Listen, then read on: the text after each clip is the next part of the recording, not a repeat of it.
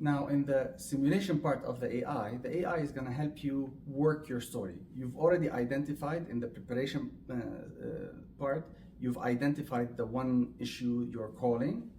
You've narrowed it down to that. And now in the simulation, the AI is going to work with you to improve your story, to make it showing images and moments as opposed to just talking about abstract issues, abstract ideas.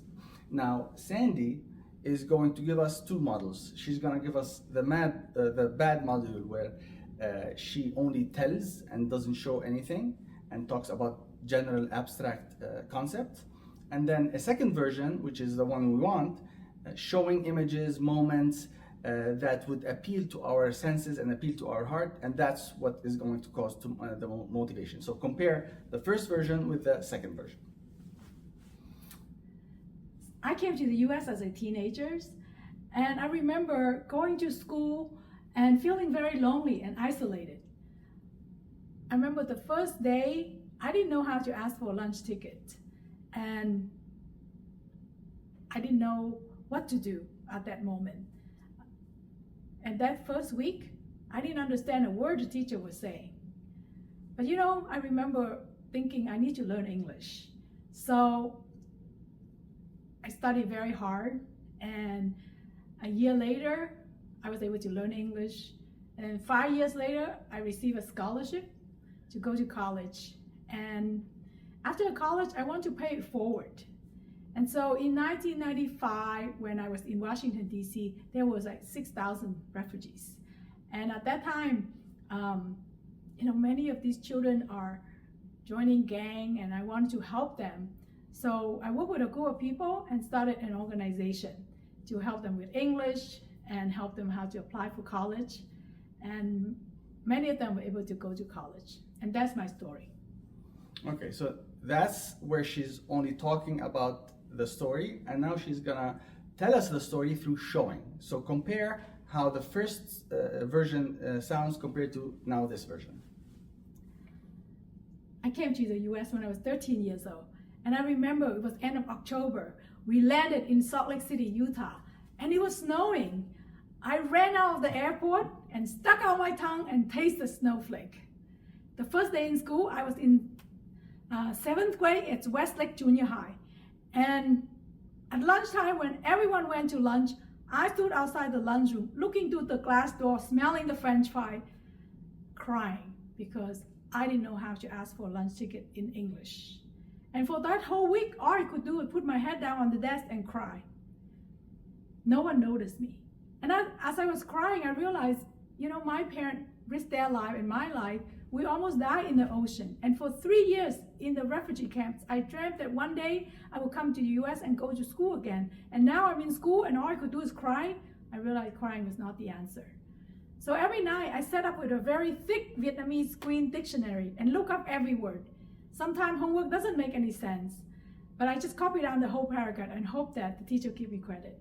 But with the help of teachers and friends, a year later I become a straight A student. And 5 years later, I received a scholarship to go to Duke University. And during graduation, my whole family came because I was the first person in my family to graduate from college. And I remember feeling so happy, thrilled, and I really want to pay it forward. I want other refugee teens to have the same experience that I have. So, in 1995, when I just about to finish my graduate school in social work at Catholic University, I found out there were 6,000 Vietnamese refugees live right here in Washington, D.C. At the time when I went in, I saw a woman wearing flip-flop in the dead of winter. I saw kids get beat up in school, and they joined gang to protect themselves. Mm-hmm. And so I realized these children, just like, and these families, just like my family a few years ago, I know these children have the same potential that I had. So I decided to establish an organization to work with these refugee children, to help them with English, help them to learn how to apply to college, and learn how to feel a sense of belonging. So many years later, thousands of students graduate from high school and go on to college. And that's my story. Very good. So notice how it's much richer as a story. When she's talking about coming to the US, she says she was 13, she was excited, there was snow, right? She's giving us an image. So this is how excited looks like in her case, right? We're trying to understand her story and what motivates her. And likewise, when she's in school and she's struggling, right? She shows us what struggling looks like. She actually is standing in front of that glass door, hungry, smelling the French fries. This is what struggle or suffering was or challenge looked like in her case.